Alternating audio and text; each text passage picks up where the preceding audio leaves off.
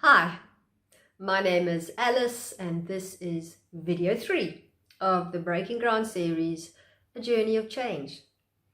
In our last video, we discussed self-regulation, the ways in which we are always trying to move ourselves towards a place of balance where our needs are met.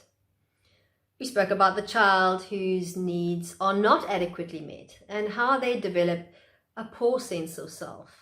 How they interrupt their way of being in order to protect their real self from further hurt. Many of us as adults use the same automatic patterns that we learned in childhood to avoid pain and to regulate ourselves.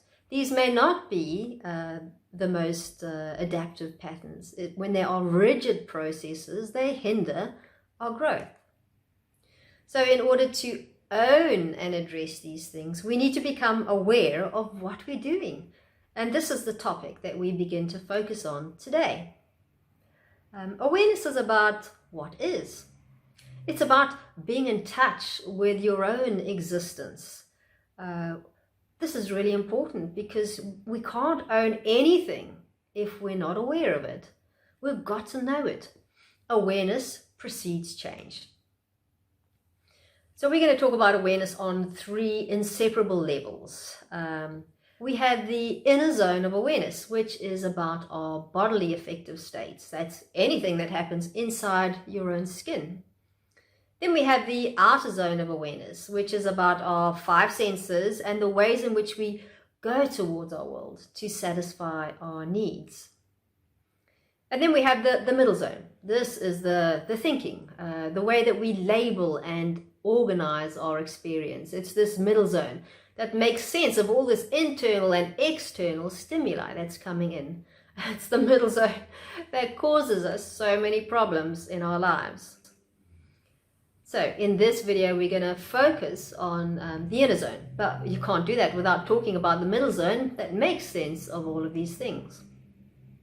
We need to register all of these zones of awareness in order to satisfy our needs well and bring ourselves back to a place of balance. The middle zone organizes what we need to attend to. It brings forward certain things to the front of our attention. So let me give you an analogy. We get into our car. We drive our car. It's just a very automatic thing. We don't think about it. But if there's an alert that suddenly pops up on the dashboard, our attention is immediately focused on the alert. Our brain makes sense of what's going on, and then we are moved towards meeting the need of our car. And it's the same thing that works in us. Something comes forward to the front of our attention. We need to know what that is so that we can move ourselves towards finding a place of balance. So breaking ground is largely about what we do with our emotions. And it's this middle zone again that causes us so many problems when it comes to our emotional self-regulation.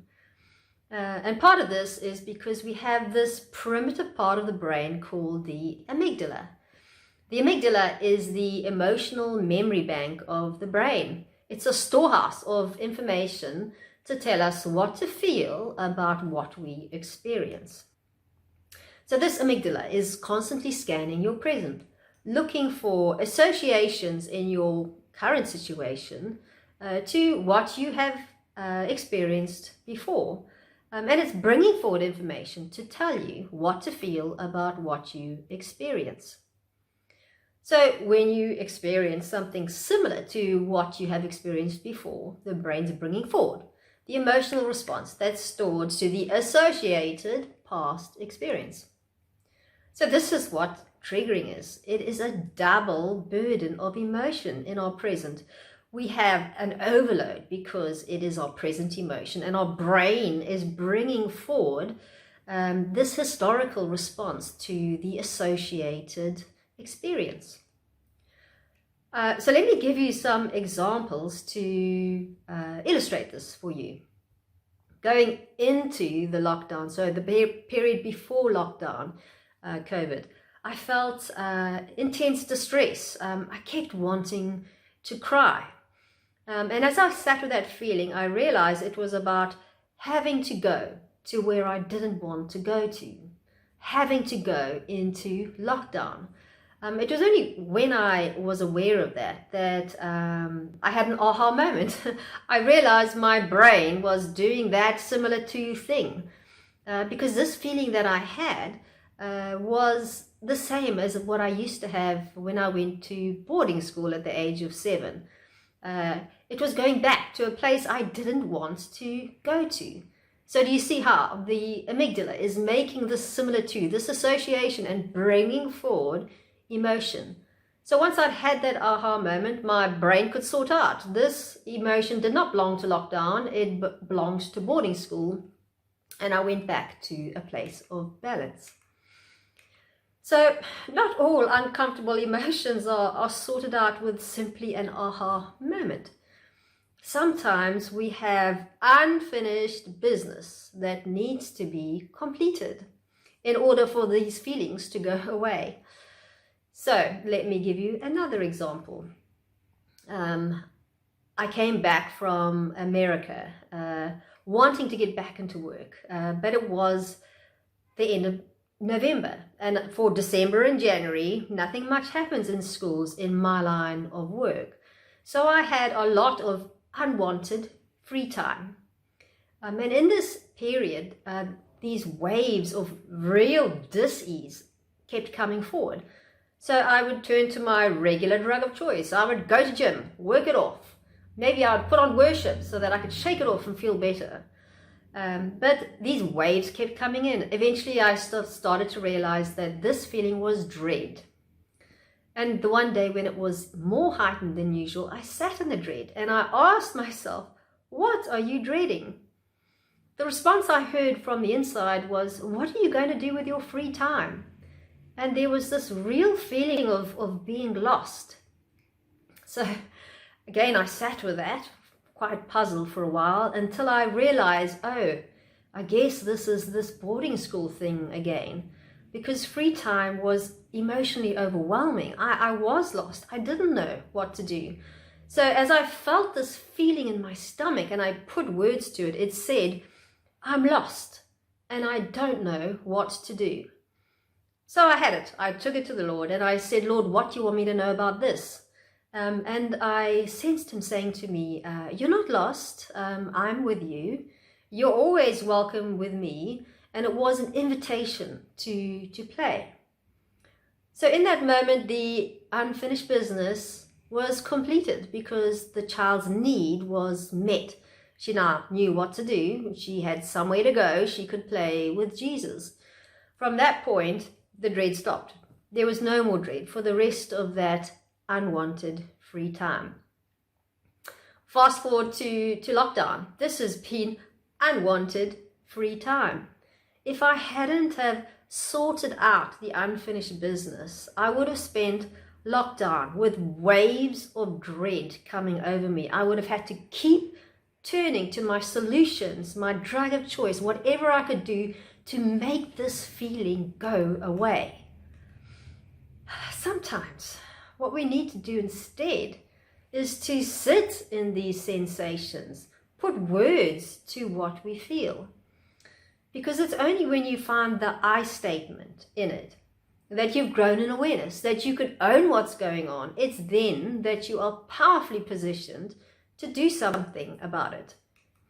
So it's only with awareness that we can recognize what's going on, and we can make better choices to help us come back to a place of balance.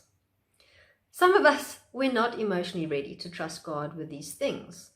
But we could choose more adaptive responses in terms of taking the hand of the child in us and talking to them in a very nurturing way.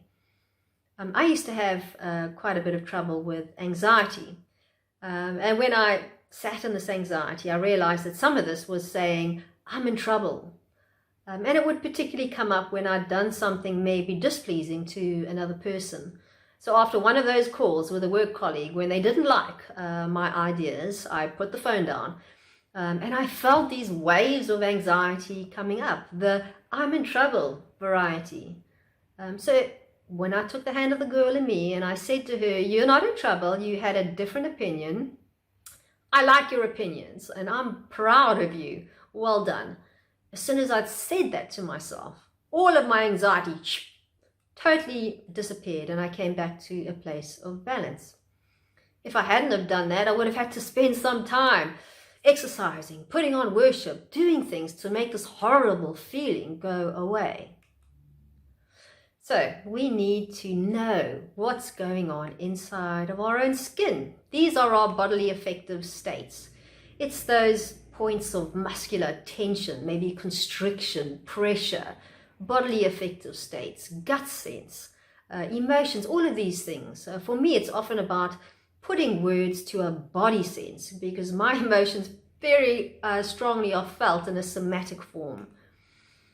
So when we disempower or disown or deny these things or even blame others for them, we're really not empowered to move forward. So we often live very pressurized lives with so much in our head that we don't register what's going on inside of us. And we can live like that, particularly when we are living according to an external locus of control, living according to how we think we should or ought to be, or maybe we are just living so orientated around the needs of others. We need to be in touch with ourselves, otherwise we miss the signals our own bodies are sending us. When we're not aware of these things, then we can push aside the pain, but we often fail to meet the need of the child. We don't finish the unfinished business. So this thing pushes forward again. Every time the similar to stimulus is there, anytime we're triggered, here it comes again. So our emotions, they are felt in our bodies. They're embodied. And you need to spend some time thinking about how does your body tell you you're sad? How does your body tell you you're embarrassed? And the whole range of emotions. How does your body tell you these things? It's when we can identify what's going on that we're empowered to help ourselves. And one thing that is very important is to know your own anger process. Anger has a profound effect on our health. We need to own our own anger process. For many of us, our anger process was not properly supported as children. So we may learn to habitually internalize our anger, and then we experience psychosomatic symptoms. Or perhaps we habitually externalize our anger. We're often living with regrets about our responses. Ross Campbell, in his book, Kids in Danger, says, the primary lifetime threat to your child is his or her own anger. If it is not handled well, it will damage or destroy your child. The mishandling of anger is related to every present and potential problem your child may have, from poor grades to damaged relationships to possible suicide. So, anger may not have been permitted in your home, or perhaps anger was modeled badly in your home. Anger is also a very frightening and confusing emotion for a child. So when a child feels love towards an attachment figure, it's very hard for them to feel anger at the same time. So what they often do is disown the anger so that they can maintain this attachment that's so important to their development. So for us, many of us as adults, we actually don't know our own anger. So let me give you some tips. Anger is one of those emotions you feel outwardly. You feel it towards. You feel it towards others. You feel it towards something. You might feel it towards yourself, but it's towards that part of you you don't like. Anger we may recognize in other ways. It may be feelings of resentment or bitterness or spite, maybe hatred or intense frustration and irritation. These may all be parts of anger. So I'm wondering, what was anger like in your home? Were you permitted to express your anger?